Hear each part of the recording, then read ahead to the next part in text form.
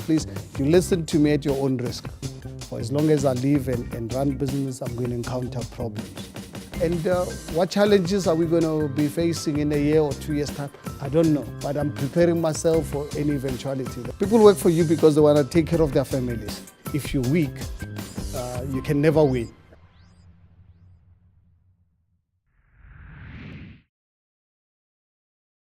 Do you think that there are certain constraints that youngsters face today that they need to overcome? Or have those issues, now the fact that apartheid is gone, have those issues of discipline and so on completely disappeared now? For someone to run a consistent, sustainable business, you need stability.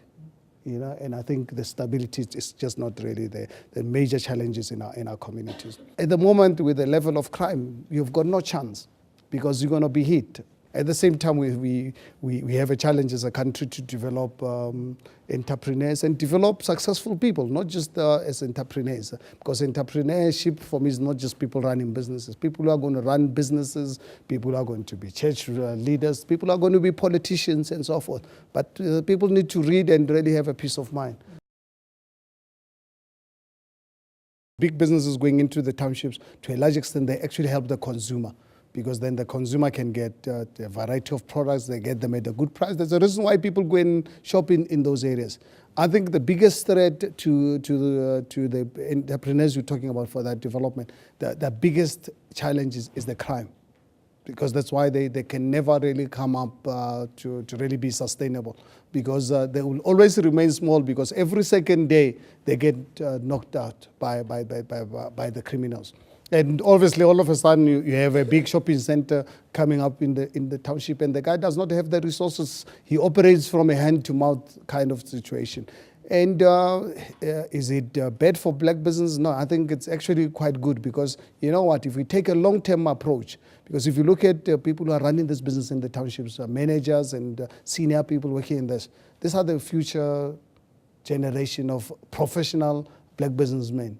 Because there's big companies that invest a lot of money to train their staff to ensure that they do the right things. How did you assemble that team? How was it to sort of find those individuals, high talented individuals, who sacrificed, a lot of their energy and time to join something that was not sort of a clear-cut thing? So could you, and there's a lot of entrepreneurs here who are, I'm sure, having this similar problems, to put together teams of leaders. How did you do it under those conditions? During my sales period, you always come across people that you think, this is something.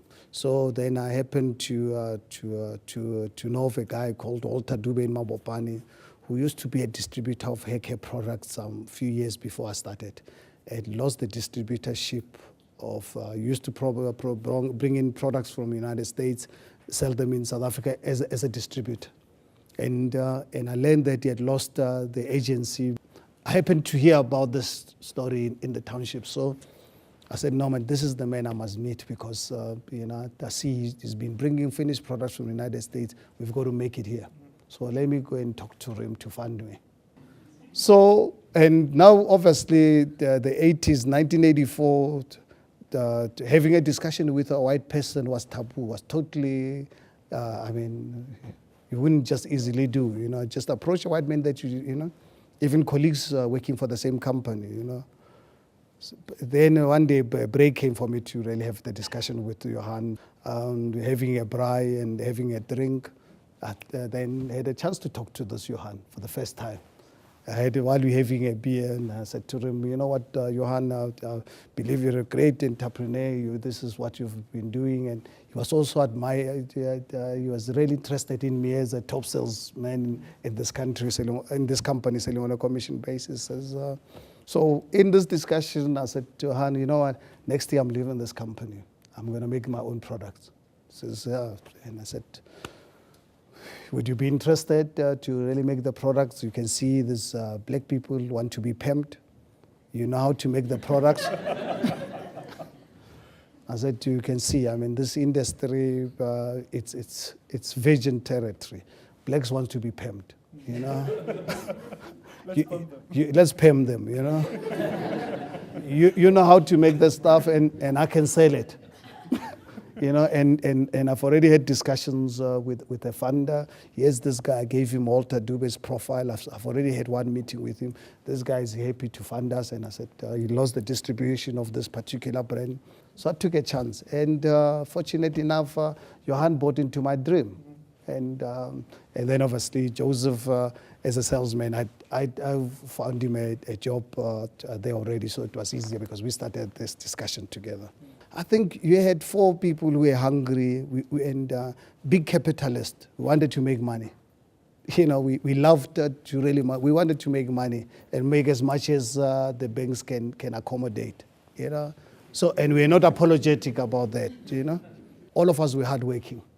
And I mean, fortunately, work has never been something that we were shy of. You know, we really found a team of hardworking people that they not need the next person to drive them. So it's really self-driven type of growth.